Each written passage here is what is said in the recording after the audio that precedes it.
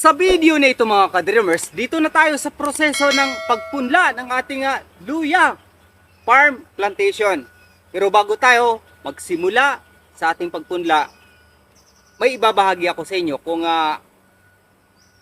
ano yung ginagawa namin sa aming mga binhi. So, nagkaroon tayo ng dalawang eksperimento.